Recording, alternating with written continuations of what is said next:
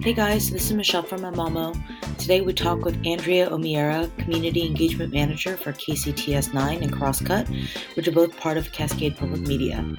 We talked about the importance of team debriefs, how getting that first keynote can be a stepping stone for both programming and marketing, as well as getting your event to the point where you have room to improve and not just survive. Welcome to the Emamo Show. Thanks, Andrea, for chatting with me. To kind of kick us off, can you describe Crosscut Festival to somebody who's never attended before? Sure. We tend to say that it's a news and ideas festival.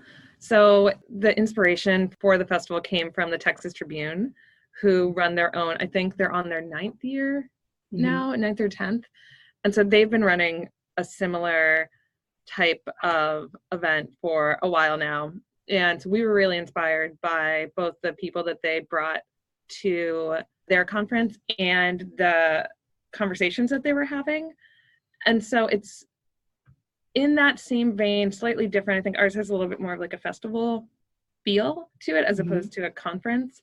But we're really looking to convene newsmakers, authors, politicians, artists from around. We're in Seattle, obviously, so we're looking to get them from this region and then across the nation to come in and have these conversations that really should be being had by people. So we're just looking to spark ideas and spark conversation. Awesome. And that actually, you answered my second question, which is kind of like, what's the goal of Crosscut? And it kind of sounds like bringing community together, like sharing just like a space to discuss what's going on. Yeah, and Crosscut, in its normal day operations, is an online news source that's related to our local PBS station. So we both fall under the umbrella of Cascade Public Media, which encompasses KCTS 9, the local PBS station, and Crosscut. So Crosscut is focused on local stories and local journalism. And then we take the festival and kind of make it more focused on national issues, not just the local ones as well. Cool. And then, so how long has the event been going on, and how long have you been part of kind of getting it off the ground? It hasn't been going on too long. This is our third year. We're deep in the planning stages right now. Our event is in May, the first weekend in May. So this really feels like the year that we've been able to like make it better as opposed to just making it happen too, which is great. Yeah. So it's only been 3 years. It feels like it's been 10, but I've been involved since the first year. So really since the beginning of the process. That's wonderful. Yeah, I think it's helpful to have someone who's seen it all the way through too. It's hard. We had a couple staffing changes, both year 1 and year 2, and that really changes kind of the flow of things on the back end. So it's really helpful to have someone that's kind of seen it all at this point. Yeah, and I'm sure that's a huge part of, getting an event off the ground, kind of a lot of just like, can we make this happen? And then 100%. Now easing into, your third year, junior year. Now we were like, I got it. Like, what else can we do? I think I'm really focused on adding things this year and doing what I felt we couldn't do in years past. So just like trying to make things better, trying to add additional interactions and engagements and focusing on groups of people. And we just didn't have the bandwidth to do that before. But now it's okay. Yeah. Very good. Now you've got that room to maneuver. Yeah, exactly. You had mentioned that you are already in the planning stages for the upcoming Crosscut in May 2020. What's that first step you guys take once, let's say, Crosscut is finished, May 2019, the summer? What is the first step to plan for the next year's event? What is that first thing you do?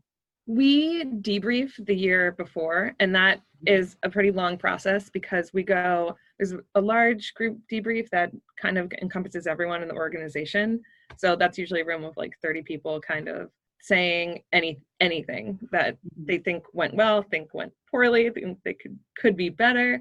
And then we debrief with individual groups as well. So we did a crew debrief, and then we did an editorial debrief and a stage manager debrief. So really trying to get into like the nitty gritty of what people experienced so that we can say, oh, great, that was perfect. We don't need to change that. Or, all right, that didn't work. What can we do better for next year? And really detailing that out and making notes so that now when I'm starting to do more of the logistics, I can look back at these notes and say, like, oh, right, our MC situation wasn't ideal, so let's start the conversations about how we change that for this year. I think for me, that's the most important part, just keeping those notes and making sure we're meticulous about things that we all agreed we wanted to change, so that we're not just like, oh yeah, registration could be better, and then we forget about it and we do the same thing. Right. So it kind of like, it doesn't really sort of stop from the previous event. It sort of just continues on that journey. It never stops. It's always happening. Absolutely. So Amy, you mentioned registration. What are some of those tools you guys use, whether it's internally, managing sort of that debrief information, or externally, sharing surveys or the schedule or the actual registration ticketing? Like, what are some of the tools you guys are using for Crosscut now? So we have survey. I'm glad you mentioned surveys, because those are super important to us too. We send a survey to all of our attendees after the event that has both open-ended questions saying what you like, what you didn't like, give us your feedback, and then specific questions about, for example, how was registration rated on a scale of 1 to 10? How was signage rated on a scale of 1 to 10? And then we take that information and see like, oh, okay, well, people didn't love registration. And that means we need to flip it. Or the signage was perfect, we don't need to do anything, that type of thing. But we use SurveyMonkey just for that survey system. It's pretty simple. Honestly, we don't have a ton of tech that goes into this. We're doing most of the stuff just by ourselves. So while we're collecting that survey information through SurveyMonkey, and it lives in there predominantly throughout the year, the analysis of it is really coming from my team looking through the results and flagging things that were problematic or that were great, because we also like to share out things that people said that they loved. Right, of course. For the festival in general, we are currently using Eventbrite to manage all registrations. And that, when I say all, I mean all, like every single person that is at that festival is included on that Eventbrite page in one way or another. So we put every volunteer in there. We put every crew member, every staff member, every single person, comps, sponsors, whoever, just that it is seamless when we're not trying to compare a bunch of different lists. And we can go to one place and search, and it's electronic and it's not saved on my computer and nowhere else. Right. You can access it from the web. And then this year we'll be taking that system. Luckily, we've been able to year by year increase the budget for this event. So while the first 2 years we did a very manual registration system, this year we'll be doing more electronic, so people will check in on iPads and then get their badge, which allows them into all of the events. In the past, we did named badges, so your name would be on it, and that just takes so long to look through and find everyone's names. Things get misfiled. It can be a nightmare. So this year we're just going a straight badge that says your ticket type, and that should really kind of revolutionize registration at this point, since it will be all electronic, and then really just handing out a type of badge as opposed to like your badge. Oh, I see. Like, you're perhaps like a speaker and you get, a blue badge, and an attendee or something gets, that's smart.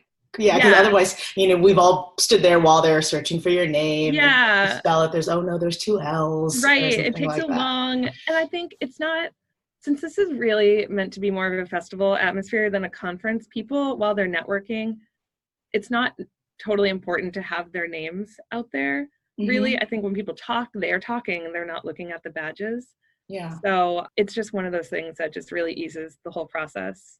And on the back end too, because the day before, then we're organizing 2,000 name badges in alphabetical order and making sure we have all of them. So it's a nightmare. Yeah, definitely. That it helps like kind of lower that thing you have to deal with right before the actual day of the event. Yeah, exactly. So like this year really is about streamlining those processes that have worked fine, but could be better. So that's a good example of that, actually. Awesome. And then who are the folks that typically attend Crosscut? I know you mentioned you put in everyone in that Eventbrite page, but as far as attendees specifically, like who's typically that audience for you guys? Right now, it skews a little older. I think one of our strategic goals is to target a younger audience. Right now, since we are related to the PBS system, that tends to be a little bit of an older crowd. So I think the average age last year was somewhere in like high 50s, maybe low 60s. And they tend to be civically minded, local to Seattle, although we do get some people from outside, but generally they're mostly locals to this area. They read other publications. Some of them read Crosscut. Some of them have never heard of Crosscut, which is actually kind of great. And that's really who we want to come in. And then we do have a big student outreach component to it as well. So I think last year we had something like 437 students register, which is amazing. This year our goal is 500. So not too much of an increase, but still building it year by year. And have started doing more detailed programming for them to kind of try to get them in the door. And then that gets us to more of a median age. Right. Well, you're getting a little bit of a more across the generation audience. Yeah. And it just makes it feel a little bit more inclusive as well. We don't want just, a 50 to 60-year-old audience. We wanted to kind of cover everything because all the issues we're talking about affect everyone. So we're trying to get it to be as inclusive as possible. Yeah. And so with registration, you mentioned like there are students as well. So it's really anyone in the public can attend. They don't have to be a member or something like that. Nope. Totally open to the public. We do a ton of marketing to try to get members of the public to come in. But there's no need to be a member, no rules really, anyone can come. Cool. Kind of touching a little bit again into the process for you guys. I know you are taking a lot of feedback from the previous year, both internally as well as from attendees, their thoughts. How do you guys handle the programming part of it? What does that look like? Whether it's, I know looking at the program from this past year, it looks like there's a couple of panels, a couple of keynotes. Like when does that start getting kind of fleshed out and finalized, and even to the point of you have the pool of content and you guys need to start deciding who goes where? What does that process look like for your team? So we have a festival director who is not a part of our editorial team per se. He's an independent contractor, and he works really closely with them on trying to figure out panel titles, panelists, keynotes, the whole shebang. And we try to get a keynote in early, and which would mean that we could sell tickets a little bit earlier and push people. We need some kind of stepping stone for other people to sign on with. And that outreach can start, I think this year it started in probably August, maybe. Oh, wow. Just for those keynotes, really. And so we were really lucky that we had our keynote sign on in September for this year. It's going to be Judy Woodruff from PBS NewsHour, which is great. Wow. That last year that didn't happen per se, and it was totally fine. But I think their outreach really starts now. So he and the editorial team will be really focused on getting those invites out there through all of November, and then trying to get those returns on that before the end of the year so that we have a base. Generally in January, we do some kind of like first round announcement email so people can see a quarter of the folks that'll be attending or half or whatever we have at that point to get them excited so that we have more marketing language to use too, because otherwise we're just saying the same thing over and over without any folks. And they'll be working on it right up until the end. So we're having new speakers added until like the week before. People drop out, people will get replaced. So it starts, I'd say, in August and goes through April. Wow. Really. So kind of right up until right before the event itself. Yeah, we don't print any of our detailed materials until the very last minute because everything's always changing. So we can't have, and it is never accurate anyway, because obviously at the last minute someone bails or someone's replaced. But we wait as long as possible because those names are still switching around for so long. is all of the programming sort of solicited by your team? You guys are seeking it out, or do folks submit, oh, like I'd love to speak on this? Is it a mix? We don't ask. So we do have a call for submissions that goes out over the summer. It's still up right now. And we get a lot of emails from the public coming back in saying, oh, I'd love to see this person, or I'd love to hear a session on this. A lot, and some are great and some are not as great. And that's okay, because it's a big public request. We don't ask for people to apply to speak, because this is it's curated really by our newsroom. So they are deciding what they want and then going out and finding the people that fit those titles. Oh, I see. So unlike other conferences where people might apply, we really solicit ideas, but not speaker requests. Although sometimes those ideas do turn into someone that's at the festival. Oh, cool. Okay. Yeah, it's more us saying, oh, we want to have a panel on, like last year we did a panel on like the rise of socialism in Washington State. And so then our programming team went out and filled that panel with the appropriate people from the city council, or who could speak to that exactly topic, rather than like, a person saying, I would like to speak on something. Right. And that's fine if they do that. And if there is a appropriate place for them, that might be great. But I think that's kind of rare at this point. We're really going out and looking for people to fit within our topics. Right. Okay. That's interesting, because, all events are really different, and some are more call for submissions and proposals, and others are more just like, what would you guys like to hear about? And kind of, obviously, your newsroom and your editorial team is sort of driving that vision of that Crosscut Festival every year, what you guys would like to talk about. Yeah, exactly. Okay. We always want to make sure it fits within the mission of the organization too. So they kind of keep it pretty tight to what, and of course we want all different points of view. We've had sessions on like the future of the Republican Party, future of the Democratic Party. So it's not a partisan thing, but it is keeping within the scope of like the newsroom. Right. Really. Okay. Awesome. And you guys are planning through August, really, like making those final decisions. Who in your team works on that, and really at what point do you guys say, okay, this is more or less a final schedule? Is it a big spreadsheet everyone has access to, or is it, just a bunch of index cards you guys draw and say, I think this is going to fit here? I mean, there's so much programming looking at the schedule, I can imagine even getting that first initial rough schedule down that you could tweak is, a big effort. It's a lot of work. Luckily for my team, we deal more with logistics. So we are we're saved from having to do that, like really kind of terrible detail work on schedule. But our director, Jake, who is I think you emailed him originally, and he forwarded me your email. So Jake, and then Crosscut's managing editor, Mark, they kind of have taken on this task of putting things into context and a schedule, and deciding, because obviously we have 5 venues that are running concurrently, and they all have different sizes. So trying to figure out what conversation is going to work in what size room, and creating the grid for that, which then my team takes and actions into design and logistics and all of that. Okay.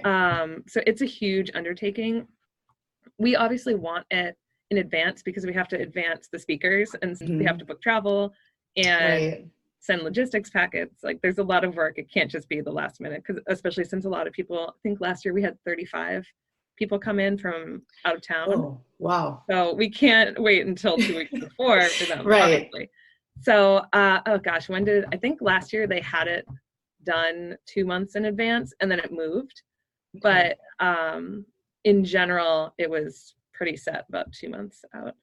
Wow. With the understanding that some things might change. Might move around a little bit, but that's more or less for the sake of your team, getting that logistics out. Okay. Yeah.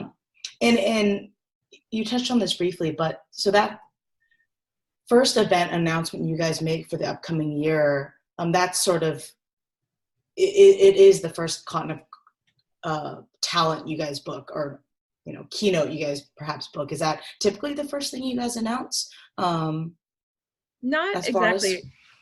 So we have generally a Crosscut fundraiser in October.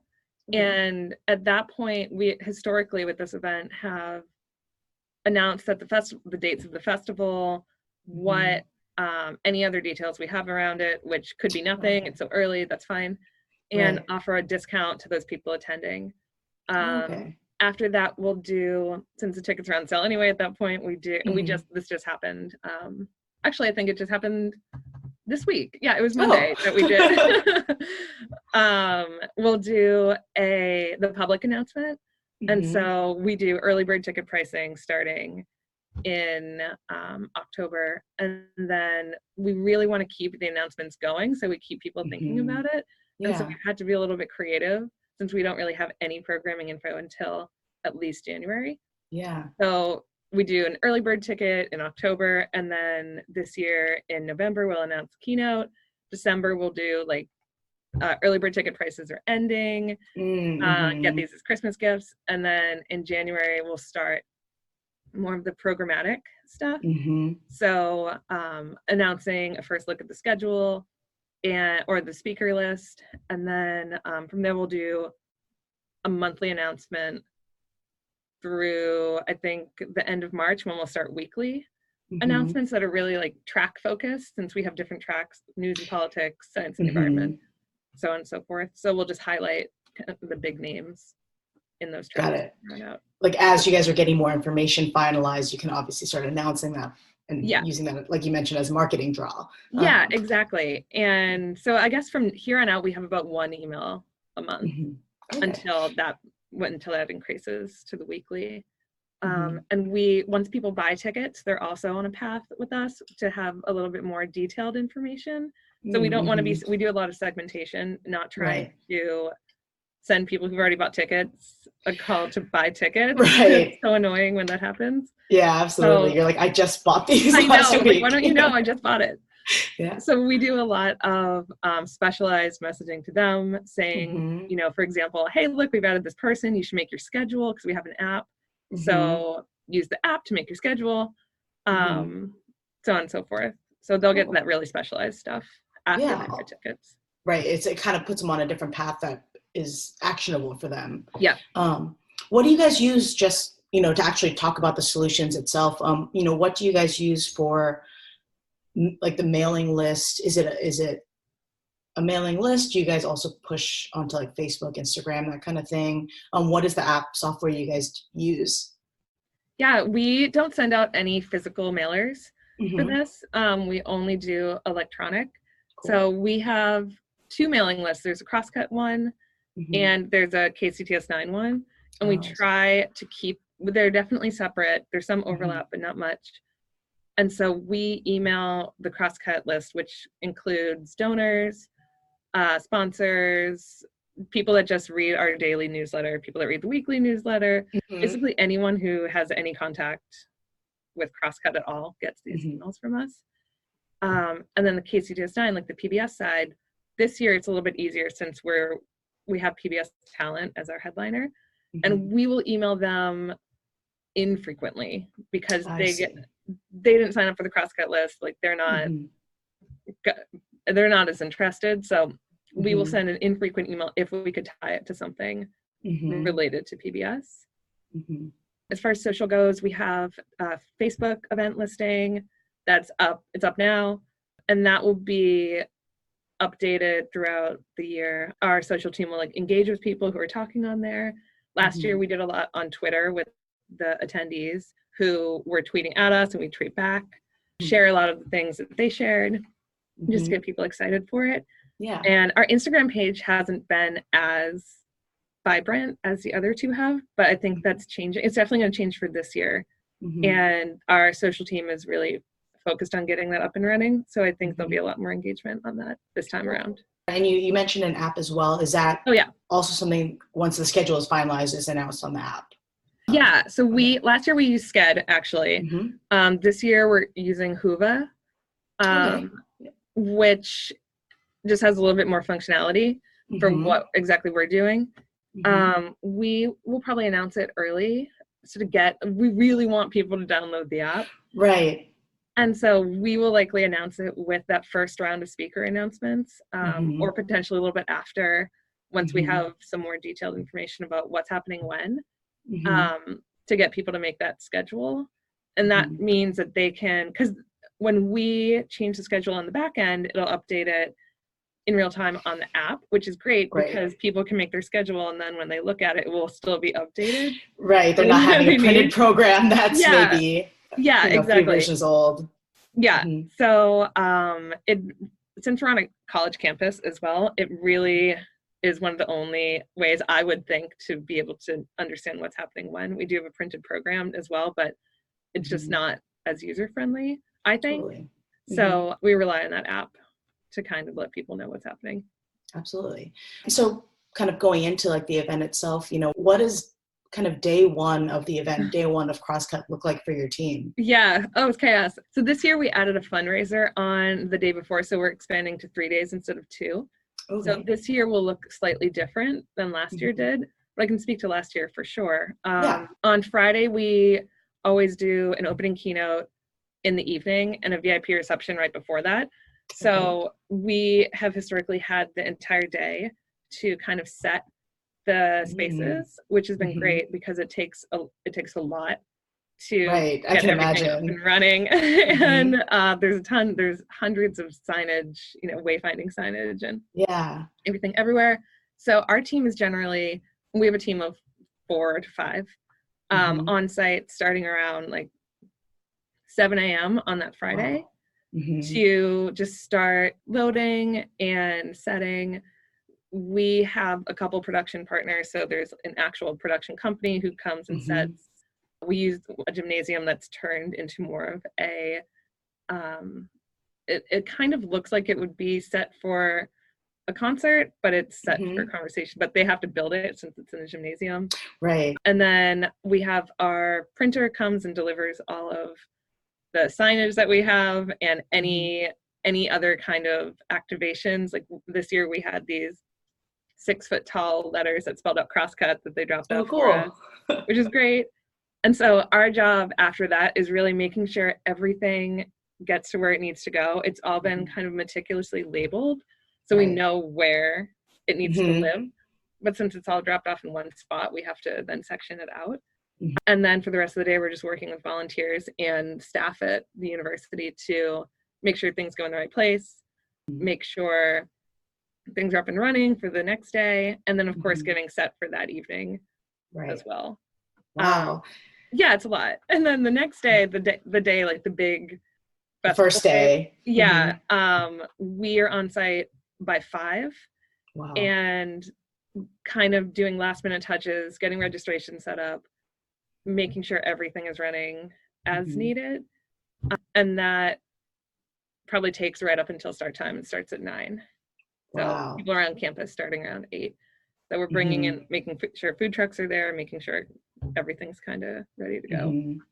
Wow, so it's a busy day, busy 2 days. It's just a busy time, It's crazy. This year will be different since we do have a fundraiser on the Thursday before. So we will be doing a little bit more. It'll shift slightly, but they're busy days. Yeah. It's honestly Friday is the hard day because you're setting everything from scratch. And then Saturday is that like final touches day. Right. You just like everything's sort of set up already, just reconfirming things are where they should be sort of thing. Yeah. And it can be, I think, since I am really the project manager for this and kind of own all of these logistics, I like to go and check that everything is good to go because I just have all of that knowledge in my head already. Right. So it's like when I'm walking down the, main path and then I see that a sign is out of place, I will change it. Right. Just because it's not there. Yeah. Got it. So I think you really need someone that knows, like, is the owner of the project to come and be like, that's wrong, and do one final sweep of everything. Right. And that's really what that Saturday is for. Definitely. Like, final moments. Just to like overview and everything looks the way it should look. Cool. So you've made it through the end of the event. And I know like earlier you had mentioned you guys do a debrief with your team. During that debrief, how does your team determine okay, this was a success. Like things went well. Like what are some of the things that help you guys say that like, great, Crosscut 2020 or 2019 went off well? Yeah, I think a lot of it has to do with both volunteers and attendees. Like we know how much money we made already going in. We know obviously that's important for those goals, but logistically that's not what is the most important. And it's not about nothing going wrong either, because like things definitely go wrong all the time. And always. Yeah, always. And that's never ever going to stop. But I think this year we left feeling really great, because what we had heard from like our volunteers who had interacted with attendees way more than I do. I barely interact with any attendees on the day of. They had heard from people saying that they were happy with it, that it was so much better than the year before, that they loved this session, or this was interesting, or this part that we did was great. And so that kind of gives us a hint as to how people felt about it before we get that survey out there too. And along with like, how did the volunteers feel about their experience? How did our crew feel? How did the speakers feel? Of course, like we want to send them on like a really great journey with us so that they'll tell other people that will come back. And so I think getting those recollections from people is how we kind of know that things were successful. And of course, we're looking also at, did something just melt down? Like, was there a meltdown anywhere that would cause other people? And luckily this year there's little things, but there's nothing that would have been seen as a disaster to anyone. So I think it's really trying to get some kind of feedback from staff and attendees and volunteers on the day sort of like as it's happening, kind of you can kind of feel people are having a good time or not, a little dissatisfied. And we're all kind of in touch all day. Like on the day of, I like to remain pretty free because I'm the main point of contact when something goes wrong. So I need to be able to get anywhere at any time. So I don't have a specific job that on the day of, I'm not running a room. I'm not running registration. Right. You're around for, absolutely. And so I'm touching base with everyone throughout the day and stopping in at all the different venues to make sure everything's fine. And you can feel it in there too. If something is chaotic, like I would know pretty quickly. Absolutely. I mean, as an attendee, or even as somebody who's kind of helped volunteer work at events, like you can feel it. Yeah, you can feel it. Maybe something isn't specifically articulated, like, you're having a good time, the audience is having a great time. Like, that's definitely something that's palpable and kind of really unique to being, at least I found, and what part of the magic as like, I love going to events is being on site and like being part of that energy of what's absolutely happening. And you can, I think we leave knowing how it's going to go later too. So we definitely felt good this year. I think we have an after party every year. And of course, we never make it until the end, but we're all feeling pretty good this year. Awesome. That's very exciting. Obviously, like it sounds like you're implementing a few new things this coming year, and I'd love to touch back, after Crosscut finishes in the summer to see how some of those things go. For sure. But that's, just really exciting, and especially for you guys to be at a place where, like we mentioned, you can talk about like, oh, what can we improve? How do we get better and grow, rather than, okay, we survived. It happened. So that's really exciting. And thank you so much for sharing about kind of your team's process, your journey as a festival, building that up. That's, it's been really rewarding. So. Okay, good. Super happy to share. Awesome. Thank you. Thanks for tuning in this week. We want to hear from you. How often does your team get together to debrief about your event? And when did you get to the point where you could focus on making your event better and not just make it happen? Let us know by tweeting us at Emamo. You can also follow us on Instagram at hello_Emamo, or visit us at emamo.com. That's EMAMO.com. See you next time.